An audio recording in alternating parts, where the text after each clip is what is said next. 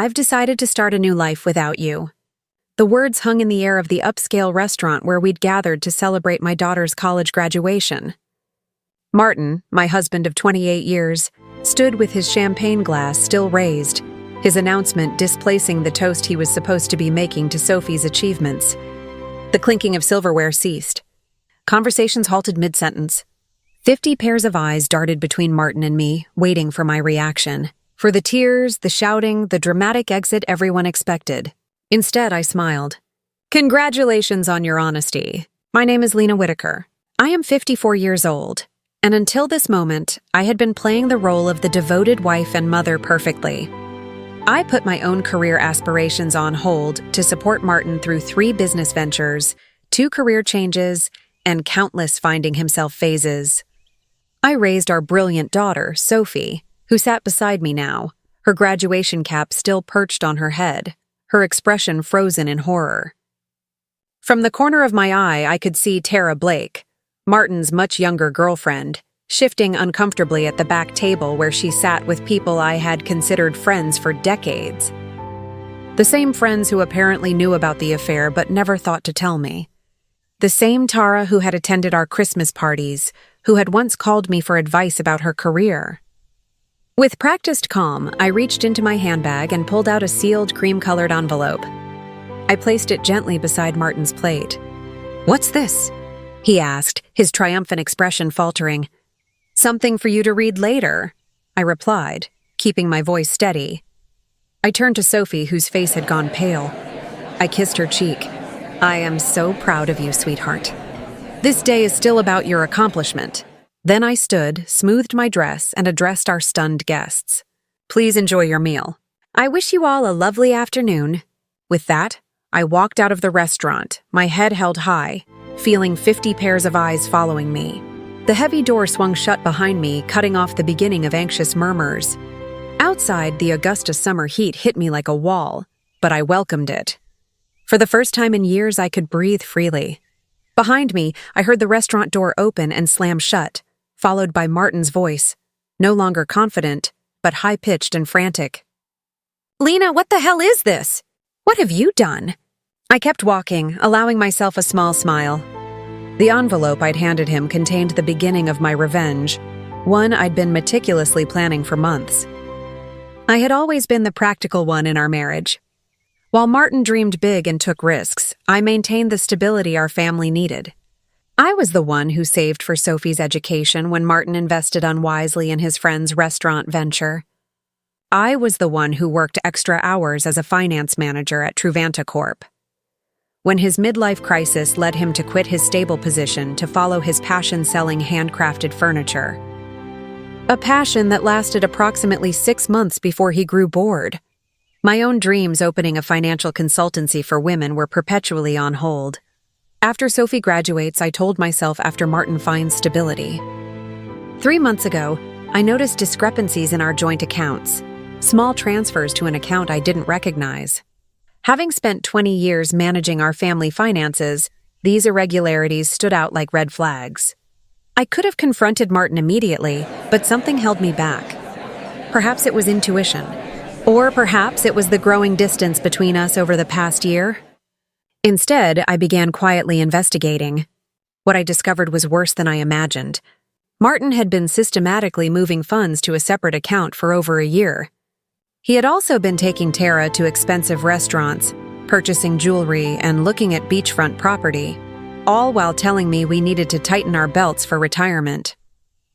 Then came the text messages I discovered when Martin left his phone unlocked. Messages about their new life together. Messages about how he was finally breaking free. Messages about their plans for the day after Sophie's graduation, the day he had chosen to make his grand exit from our marriage. What Martin had forgotten, or perhaps never fully grasped, was that I had been a financial professional for 30 years.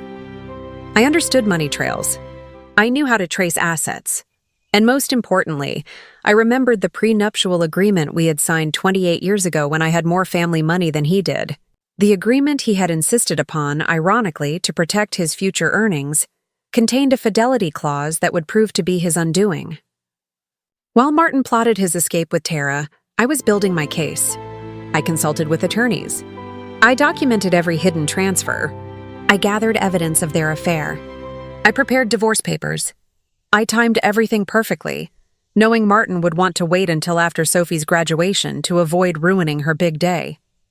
What he didn't expect was that I would serve the divorce papers the morning of the graduation before his planned announcement. But with the papers still safely hidden in court records not yet accessible to him, what Martin didn't know was that I was always 3 steps ahead. I didn't return to the restaurant. Instead, I drove to our home, a spacious colonial in Augusta's historic district that we had purchased 15 years ago. The house that Martin had already promised to Tara, according to text messages that he didn't realize I had seen. I parked in the driveway and calmly entered what had been our shared space for over a decade. Everything looked the same. The family photos on the walls, the antique grandfather clock that had been my father's, the worn leather couch where Martin and I had once dreamed of our future together. Yet everything had changed. I went upstairs to the master bedroom and opened the closet. Martin's clothing was already packed in suitcases, hidden in the back, ready for his planned departure tomorrow. I smiled at his predictability. He had always been meticulous about clothing, but careless about the important things. My phone buzzed incessantly with messages from friends at the restaurant, from Sophie, even from Martin's sister Nora, who had flown in for the graduation. I responded only to my daughter. "I'm okay. This isn't your burden to carry. Enjoy your graduation day. We'll talk tonight. I love you." I had protected Sophie from the truth for months, not wanting to overshadow her final semester with family drama. She would be angry that I hadn't told her, but I knew she would understand eventually. Sophie had inherited my practicality along with her father's charisma, a powerful combination that had helped her graduate with honors. 3 hours later, I heard Martin's car in the driveway. The front door slammed open. "Lena!" he shouted, his voice echoing through the house. "Where are you?" I was sitting in the living room, calmly reviewing documents on my laptop. I closed it as he stormed in, his face flushed with anger, the envelope clutched in his hand. "What is the meaning of this?" he demanded, waving the papers. "You served me with divorce papers today, of all days." "I thought it aligned nicely with your plans," I replied calmly. "You wanted to start your new life. I'm simply helping facilitate the transition. You had no right to." "I had every right," I interrupted, my voice steady. "Just as you had every right to choose Tara. We all make choices, Martin." "The prenup expired years ago," he said, his voice suddenly smug. "Any lawyer will tell you that." I allowed myself a small smile. Actually, it didn't. Section 12 specifically states that the fidelity clause remains in effect for the duration of the marriage. Your lawyer should have explained that to you. "Oh, wait, you didn't consult one, did you?" The color drained from his face as reality sank in.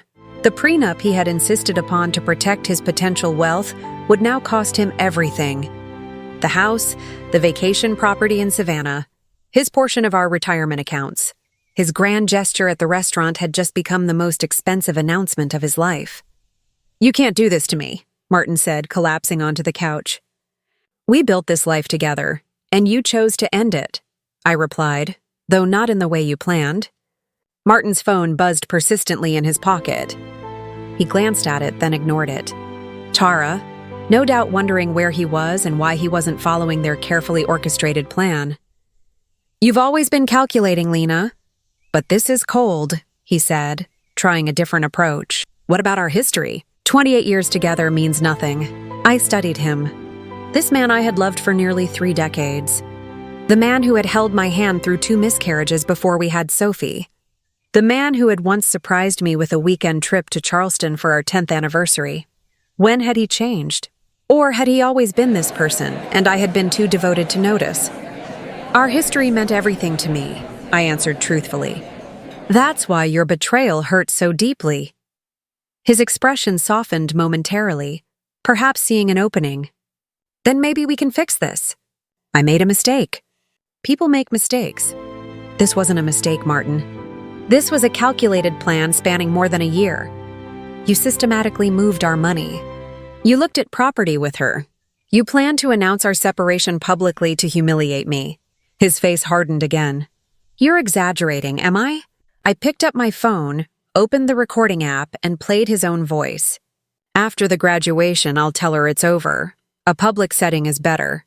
She won't make a scene in front of everyone. Then Tara's voice. And she has no idea about the money. Martin again. None. Lena trusts me completely. That's her weakness. The blood drained from his face. You recorded our conversations? That's illegal. Not in Georgia when one party consents, I responded. And not when it's in your own home. I didn't record your private moments with Tara. I'm not cruel, just the conversations about your plans to defraud me. Martin stood suddenly agitated. I need to make some calls. Of course, I said your attorney might be a good start. I'll be staying at Nora's tonight. Nora's? He sputtered. My sister's house, I nodded. She's quite upset with you, actually. She was the one who first spotted you and Tara together last Christmas. She didn't tell me immediately. She confronted you first? You promised her it was nothing, that you would end it. When she realized you hadn't, she came to me. This was another blow he hadn't anticipated. Nora and I had always been close, but Martin never imagined his own sister would choose my side. Everyone's betraying me, he muttered. Ironic, isn't it? I gathered my purse and a small overnight bag I had packed earlier. You have until tomorrow evening to remove your things from the house. After that, the locks will be changed. As I headed toward the door, Martin called after me, desperation in his voice. What about Sophie? Have you thought about how this affects her? I paused, anger finally breaking through my calm facade. Don't you dare use our daughter as a shield, Martin. You certainly weren't thinking about her when you were planning your new beachfront life with Tara. His phone buzzed again. This time he looked at it and groaned. Problem, I asked. Tara is at the apartment already. She's moved her things in. I couldn't help but smile. The apartment you put in both your names? The lease you signed last month? Martin nodded, looking confused. You might want to check with the leasing office. That application was flagged for credit issues and never completed.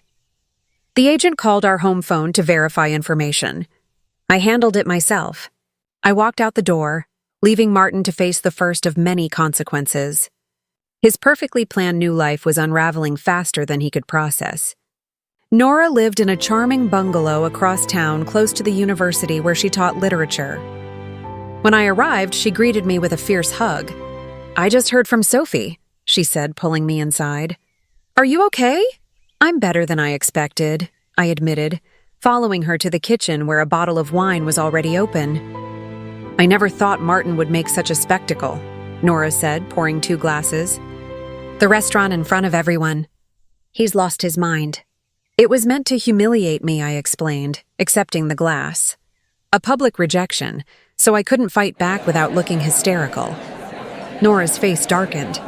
My brother always did have a flair for drama, but this is beyond anything I expected from him. We settled in her sunroom, surrounded by potted plants and bookshelves. Nora had never married, preferring her independence in academic pursuits. Over the years, I had sometimes envied her freedom. What did you put in that envelope that made him so upset? She asked. I explained the contents, the divorce filing, the evidence of his financial deception, and most importantly, the prenuptial agreement that would leave him with far less than he had planned. The prenup? Nora amused. I remember when he insisted on it. Father had just given him that money for his first business, and he was so worried about protecting it. She laughed bitterly. The irony is delicious. My phone rang. Sophie. I took a deep breath before answering. Mom, she said immediately, her voice strained. I'm coming over to Aunt Nora's. Honey, you don't have to. I'm already on my way, she interrupted. Dad is telling everyone you've lost your mind, that you've been planning this for months. He's saying horrible things. Of course he was. Martin always rewrote narratives to cast himself as the victim. Let him talk, I said. The truth will become clear soon enough. 20 minutes later, Sophie arrived, still in her graduation dress, but with her makeup smudged from crying. She fell into my arms like she used to as a child after a nightmare. Why didn't you tell me? She asked, her voice muffled against my shoulder. I didn't want to ruin your final semester, I explained. You worked so hard for this day. She pulled back, wiping her eyes. Well, Dad took care of ruining it. Anyway, we moved to Nora's living room where Sophie finally got the full story. How I had discovered the affair, the financial deceptions, and the plans Martin and Tara had made. I knew something was off with Dad, Sophie admitted. He's been different. Distracted, always on his phone, but I never imagined. None of us want to see these things in people we love, Nora said gently. My phone buzzed with a text message from Jason Patel, my attorney. The emergency filing had been approved. The accounts I had identified were frozen, pending the divorce proceedings. Martin now had limited access to funds, enough for living expenses, but not enough to follow through on the property purchases he had planned with Tara. I showed the message to Nora and Sophie. Good, Sophie said firmly. He deserves it. My daughter's loyalty warmed me, but I wasn't naive. He's still your father, I reminded her. Your relationship with him is separate from what's happening between us. Sophie shook her head. Maybe someday, but right now I can't even look at him. He hugged me this morning and told me how proud he was, all while planning to blow up our family hours later. The doorbell rang, interrupting our conversation. Nora went to answer it, returning moments later with a troubled expression. It's Martin, she said, and he's not alone. I steeled myself as Nora led Martin and Tara into the living room. Tara looked uncomfortable, shifting her weight from one foot to the other, her eyes darting around the room. She was 37.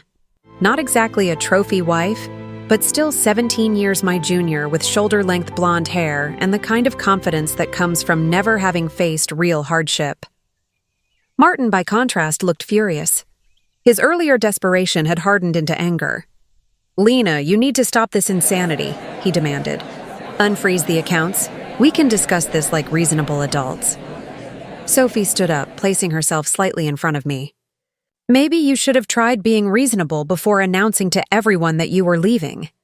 Mom? Martin's eyes widened as if just noticing our daughter. Sophie, this doesn't involve you. Doesn't involve me, she echoed incredulously. You blew up our family on my graduation day, and it doesn't involve me. Tara touched Martin's arm. Martin, maybe we should go. He shook her off. No, I'm not leaving until Lena agrees to be rational about this. Nora folded her arms. My sister-in-law seems to be the only rational person in this scenario. You're the one who created this mess, Martin. I remained seated, watching the drama unfold. For years, I had been the peacemaker, the one who smoothed over conflicts and kept everyone happy. That role was exhausting, and I had finally set it down. The accounts will remain frozen until the preliminary hearing, I said calmly. That's in 3 days. The judge will determine appropriate asset division at that time. 3 days, Martin sputtered. What am I supposed to do for 3 days?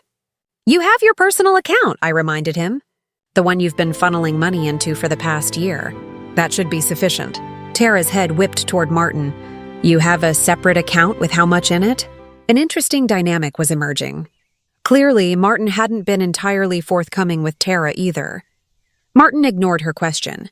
This is vindictive, Lena. This isn't like you. Perhaps you never really knew me, I replied.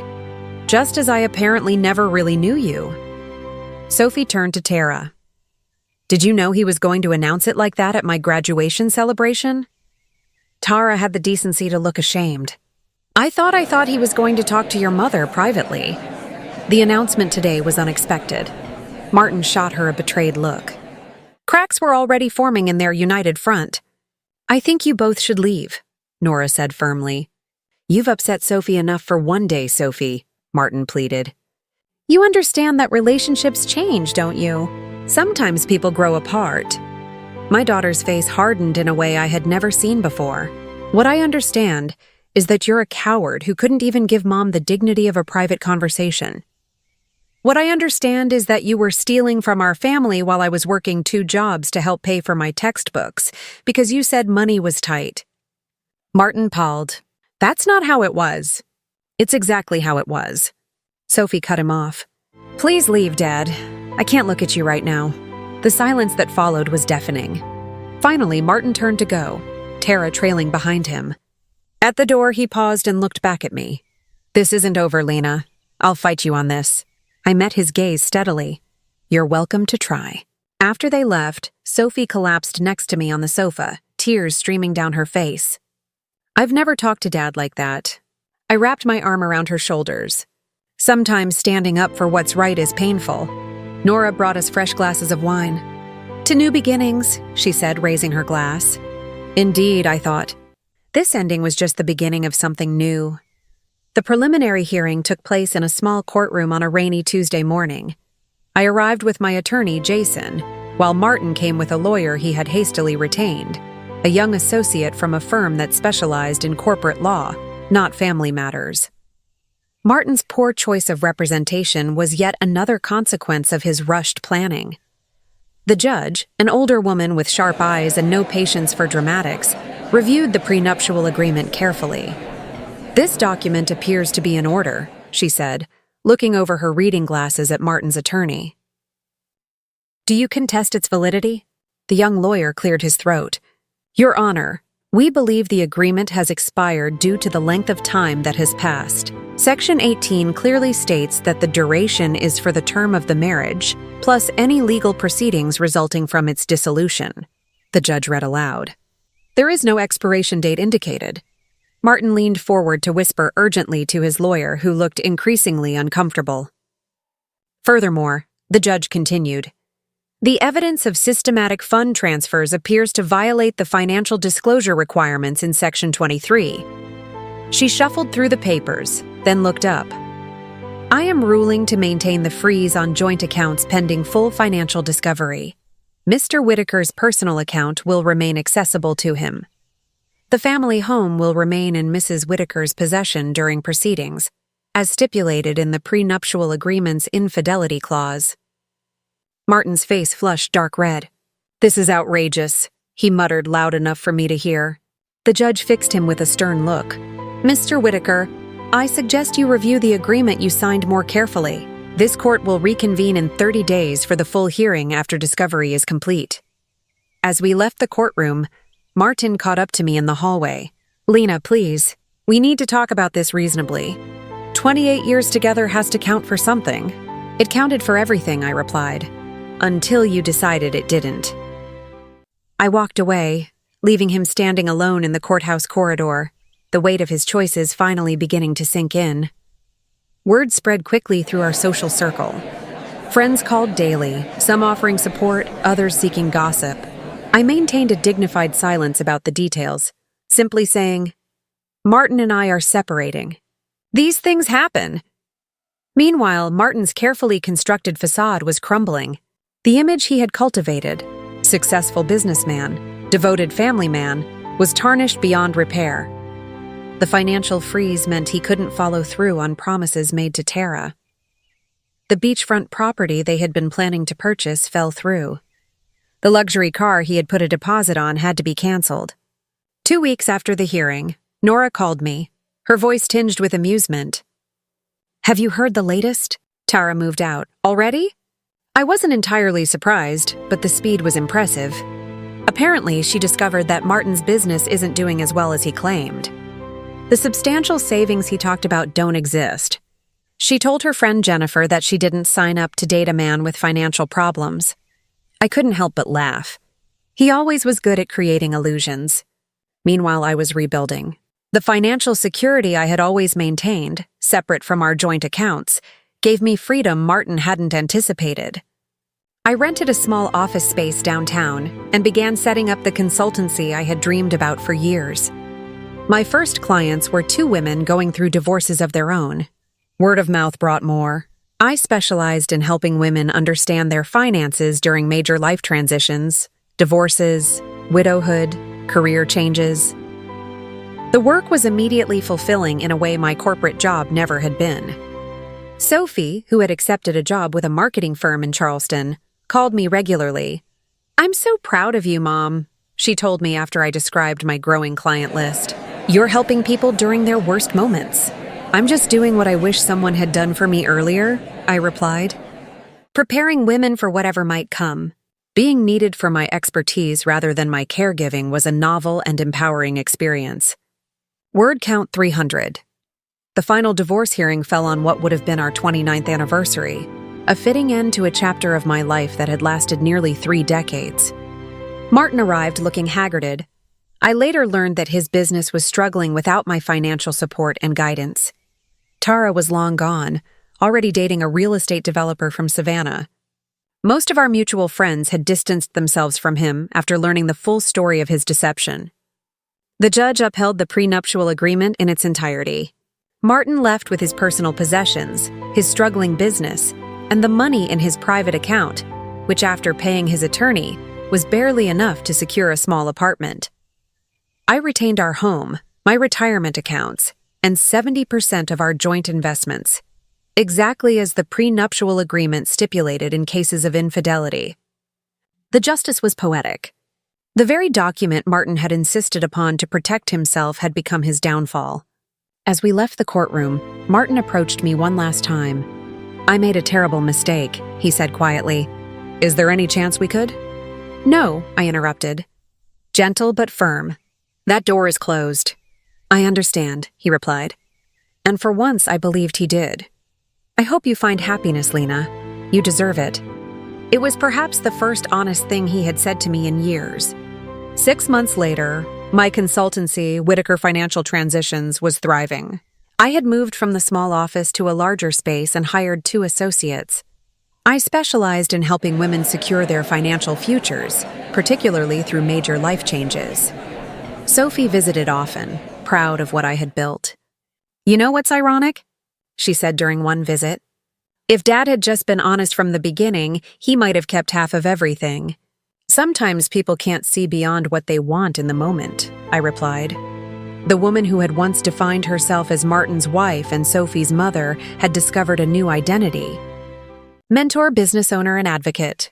The envelope I had handed Martin at the restaurant hadn't just been my escape plan. It had been the key to a door I never knew existed. Behind it, I found not just revenge, but reinvention. In securing my financial future, I had also reclaimed something far more valuable, myself.